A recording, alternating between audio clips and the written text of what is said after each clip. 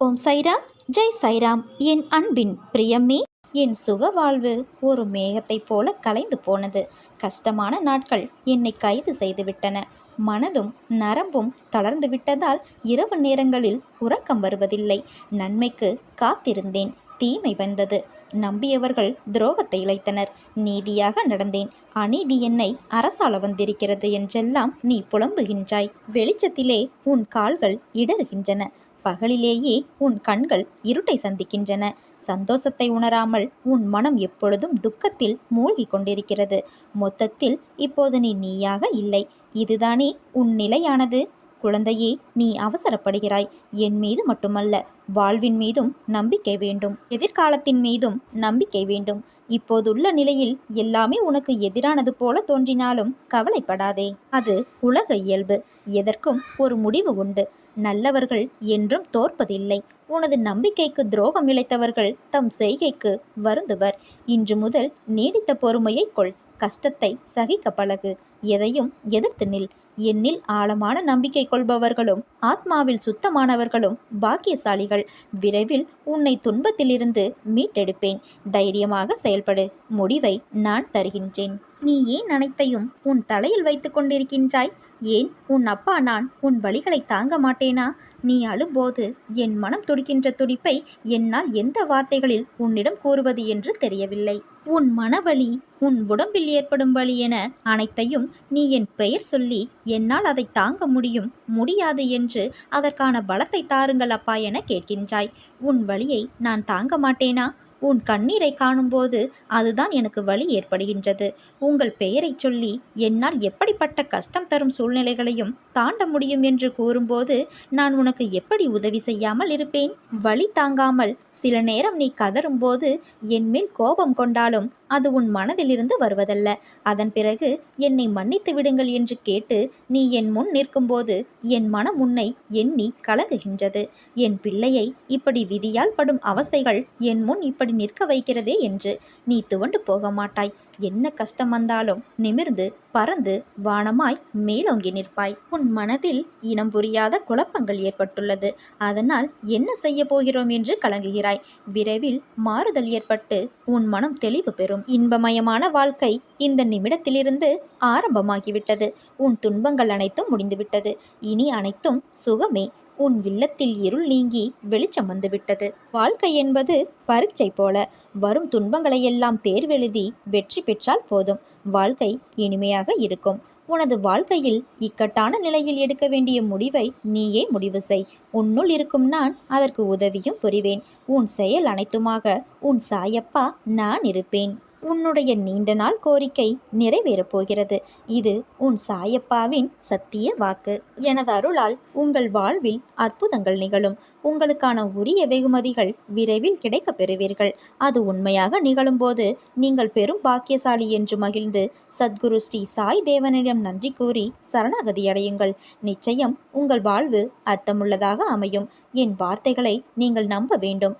என் வார்த்தைகளின் மீது நம்பிக்கை வையுங்கள். உன்னுடைய ஆசைகள் என்றும் கனவாய் போகாது. பல மடங்காக நிறைவேற்றப் போகிறேன். இனிதான் உனக்கான வாழ்வை நான் வழங்கப் போகின்றேன். வாழ்வில் எதையெல்லாம் நீ நிரந்தரம் என நினைத்து கொண்டிருந்தாயோ அவையெல்லாம் நிதர்சனமில்லாத பொய்கள் என்பதை புரிந்து கொள்ளவே சோதனைகள் தரப்பட்டன.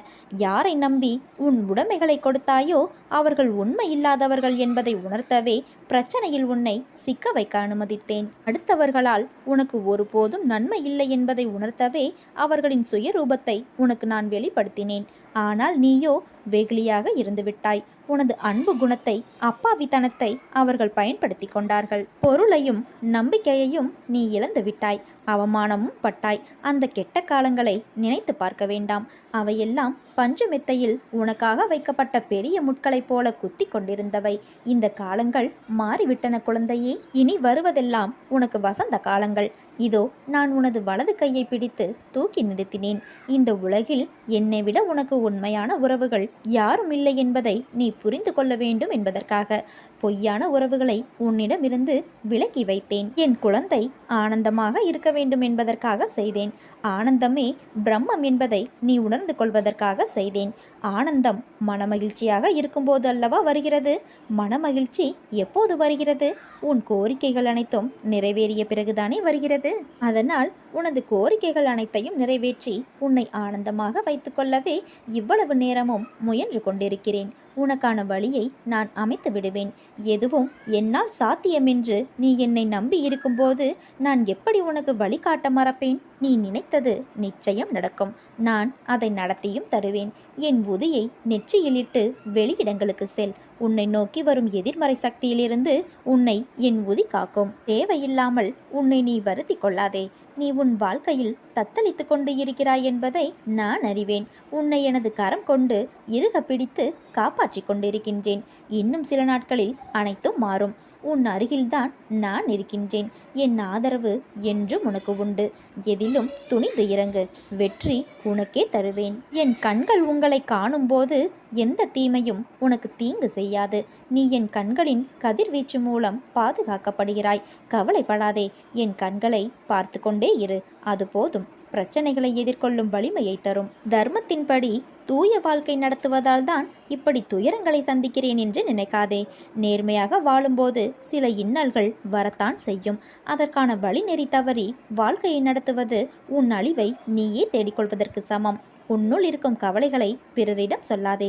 ஏனென்றால் சிலருக்கு எப்போதும் நீ கஷ்டப்பட்டு கொண்டே இருக்க வேண்டும் என்று உனக்கு கேடு நினைப்பவர்களிடமே போய் நீ உன் கவலைகளுக்கு ஆறுதல் தேடுகிறாய். அப்பேற்பட்டவர்களோ உனக்கு முன்பாக உதடுகளில் வருத்தம் தெரிவித்து மனதளவில் நீ படும் துயரங்களைக் கண்டு மகிழ்கிறார்கள். உன்னை எப்படி குழம்ப செய்து அதை அதிகப்படுத்தலாம் என்று யோசிக்கிறார்கள்.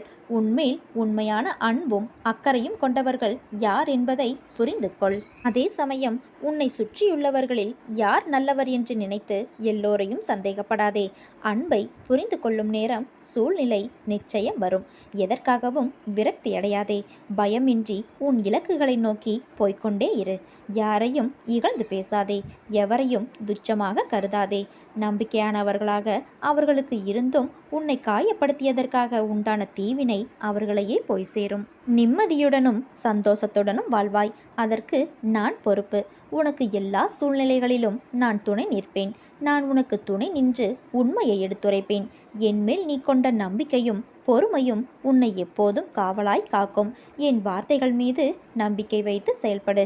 நீ எல்லா செல்வ வளங்களையும் பெற்று நிம்மதியான வாழ்க்கையை கூடிய விரைவில் பெறுவாய். கவலைப்படாதே. உன் சாயப்பா நான் இருக்கின்றேன். உன்னோடு என்றும் என்றென்றும். இனி உன் வாழ்வில் நல்லதே நடக்கும். உன்னோடு இந்த சாயப்பா இருக்கும்போது எதற்கும் கலங்காதே. நீ வேண்டிக் கொள்வது நிச்சயம் நிறைவேறும். உன் அருகில் எந்த கெட்ட சக்திகளையும் நான் நெருங்க விடமாட்டேன். நானே கதி என்று இருக்கும் உன்னை எப்படி பாதியில் விடுவேன்? சிறிது காலத்தில் நீ எதிர்பார்த்தது உன்னை வந்து சேரும். அதுவரை கவலைப்படாமல் நம்பிக்கையோடும் பொறுமையோடும் இரு. நிச்சயமாக உன்னை நான் கரை சேர்ப்பேன். யாரையும் காயப்படுத்தவோ குறைத்து நடத்தவோ செய்யாதீர்கள். இன்று நீங்கள் பலமிக்கவராக இருக்கலாம். ஆனால் காலம் உங்களை விட பலம் வாய்ந்தது.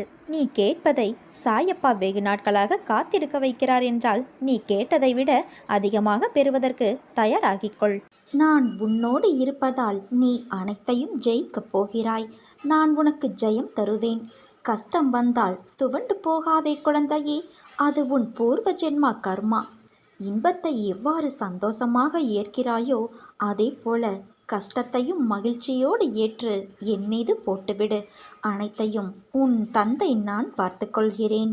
உன் காத்திருப்புக்கு கைமேல் பலனாய் நீ எதிர்பார்த்த ஒன்று நடக்கப் போகிறது. இந்த வாக்கினை கேட்கும்போது இருந்தே உனக்குள் ஒரு உற்சாகம் தொற்றிக்கொண்டால் அது நிச்சயம் உனக்கு நடக்கப் போகிறது என்னும் அறிகுறியே. தினமும் வாழ்க்கையில் புயல் வீசுமா என்ன? சில நாட்களில் உனக்கு தென்றலும் வீசும்.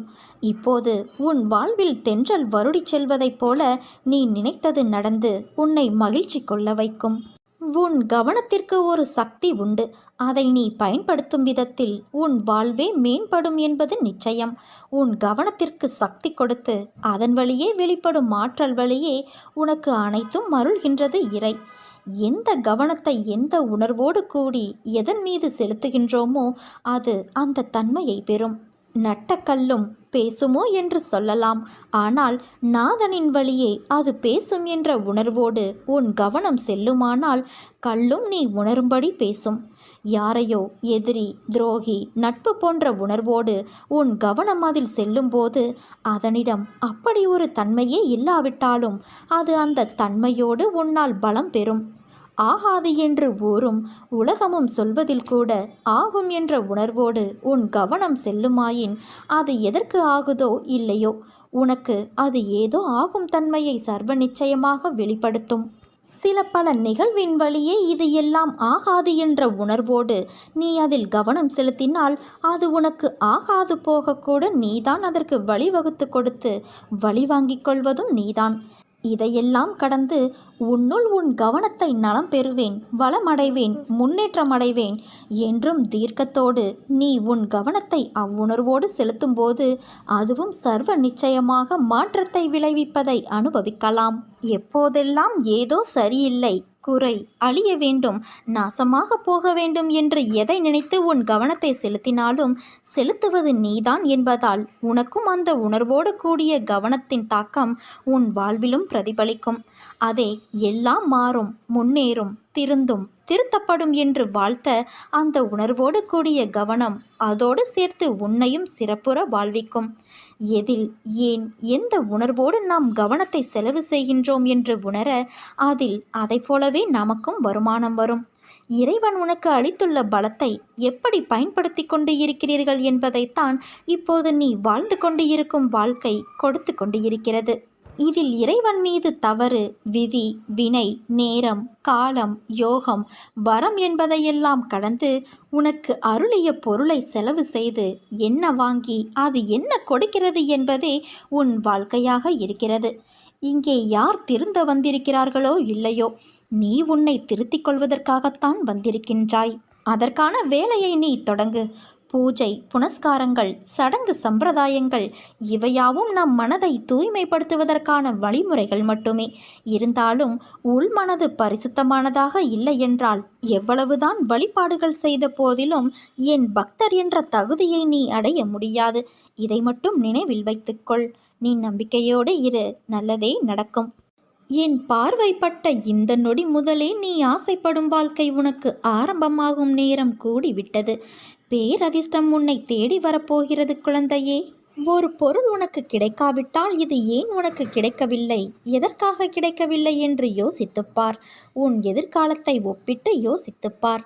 உன் போல இருந்தவர்களின் எதிர்காலம் இப்போது எப்படி இருக்கிறது என்பதை கேட்டு தெரிந்து கொண்டு யோசித்துப்பார். அப்போது காரண காரியம் உனக்கே புரியும்.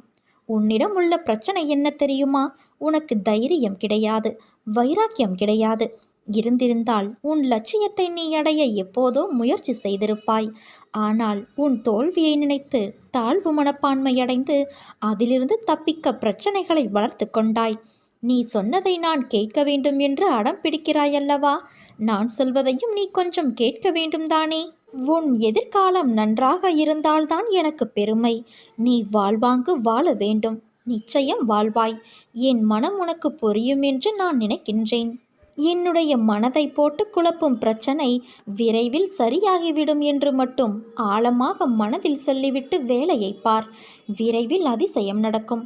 ஏற்பட போகும் அதிசயங்களுக்கு நன்றி என்று மட்டும் ஆழமாக மனதில் சொல்லிக்கொண்டே இருந்தால் போதும். அது எப்படி சரியாகும் வழிகளை பற்றியெல்லாம் நீ ஆராயக்கூடாது. நமக்கு ஒரு சில வழிகள்தான் தெரியும். ஆனால் பிரபஞ்சத்திற்கு 1000 வழிகள் இருக்கும். அதை எப்படியும் சரி செய்துவிடும். நம் வார்த்தைகள், எண்ணங்கள் பிரபஞ்சத்திற்கு கட்டளைகளாக அனுப்பப்பட்டு எல்லாவற்றையும் விரைவில் சரி செய்துவிடும். நம்மை சுற்றி எதிராக நடப்பதை பற்றி கவலைப்பட வேண்டாம். நமக்கு எதிராக எத்தனை பேர் செயல்படுகிறார்கள் என்பதை பற்றி பொருட்படுத்த வேண்டாம். பயம், குழப்பங்கள் வரும்போது பதட்டமில்லாமல் ஆழ்ந்த அமைதியாக இருக்க கற்றுக்கொள். நான் நம்பிக்கையாக இருக்கிறேன். விரைவில் அதிசயம் நடக்கும். ஏற்பட போகும் எல்லா அதிசயங்களுக்கும் நன்றி, பிரபஞ்சத்திற்கு நன்றி என்று மட்டும் ஆழமாக மனதில் சொல்லிக்கொண்டே இரு. நிறுத்தாமல் சொல்லிக்கொண்டே இரு. நம் வார்த்தைகள், சந்தோஷமான நம்பிக்கையான உணர்வுகள், எண்ணங்கள் போதும். எல்லாவற்றையும் சரி செய்துவிடலாம். நமது நேர்மறையான சக்தி இந்த பிரபஞ்ச ஆயுதத்தை காட்டிலும் சக்தி வாய்ந்தது என்பதை மட்டும் உணர்ந்துவிடு. விதைத்தவன் தூங்கி விடுவான், ஆனால் விதை தூங்காது. எண்ணியவன் தூங்கி விடுவான், ஆனால் எண்ணம் தூங்காது. உன் மனதில் குதர்க்கமான எண்ணங்கள் எழுந்தால் அதை விட்டுவிடு. அதை பெரிதாக எடுக்காதே. மனமும் புத்தியும் நமக்கு பாதி நண்பன், பாதி எதிரி. அதனால் அவற்றை என் பாதத்தில் வைத்துவிடு குழந்தையே. நான் பார்த்து கொள்கிறேன். நிறை குறை என எல்லோரிடமும் உண்டு. அதை திருத்த முயற்சி செய். இப்படி குறையோடு இருக்கிறோமே என்று வருத்தப்படாதே. நான் என்றும் உன்னோடு இருப்பேன். யார் என்னுடைய பக்தன் தெரியுமா?